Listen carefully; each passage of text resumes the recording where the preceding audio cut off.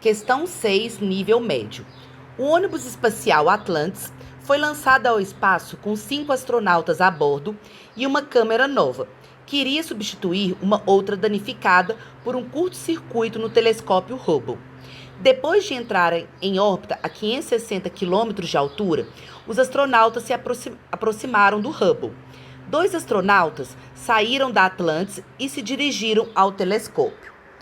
Ao abrir a porta de acesso, um deles exclamou: "Esse telescópio tem a massa grande, mas o peso é pequeno."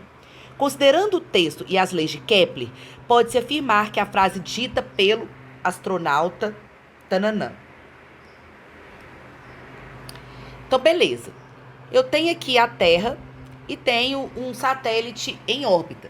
Existe aqui uma força, né, de atração, que é a força-peso. E a força-peso é massa vezes gravidade. Só que como está descrevendo um movimento circular, esse peso ele faz o papel de resultante centrípeta. Vou colocar aqui Mzão, a massa da Terra, Mzinho, a massa do satélite. E a força centrípeta, mv ao quadrado sobre R. Então, eu posso igualar os dois. Mg é igual a mv ao quadrado sobre R. Note que a gente pode, né, cortar a massa do satélite. Então, a gravidade vai ser v ao quadrado sobre R. E v ao quadrado sobre R é exatamente a aceleração centrípeta. Então, a aceleração centrípeta é a própria aceleração da gravidade. Quando isso acontece, a gente fala que é o fenômeno, vou colocar fenômeno, imponderabilidade. O que seria imponderabilidade? É a sensação de ausência de peso, tá? Então, é isso que acontece aqui.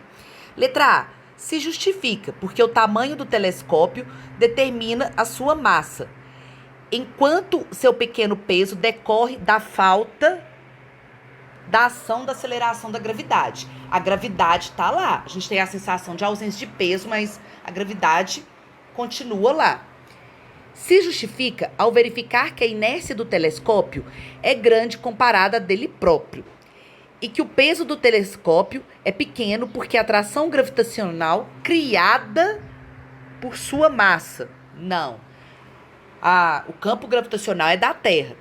Não se justifica, porque a avaliação da massa e do peso de objetos em órbita tem por base as leis de Kepler, que não se aplicam a satélites artificiais. Tem 2 erros aqui. Esse, né, que não se aplicam a satélites artificiais.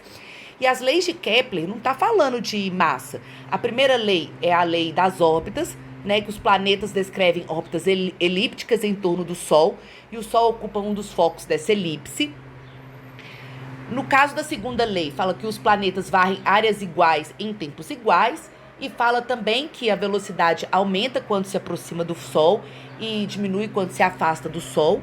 E a terceira lei, que é a lei dos períodos, relaciona o período com o raio. Então, não tem nada a ver isso aqui não. Não se justifica porque a força-peso é a força exercida pela gravidade terrestre, certo? Neste caso, sobre o telescópio, e é a responsável por manter o próprio telescópio em órbita. Certíssimo, porque o peso é a resultante centrípeta que mantém ele em órbita, né? Então, letra D. Vamos ver a letra E.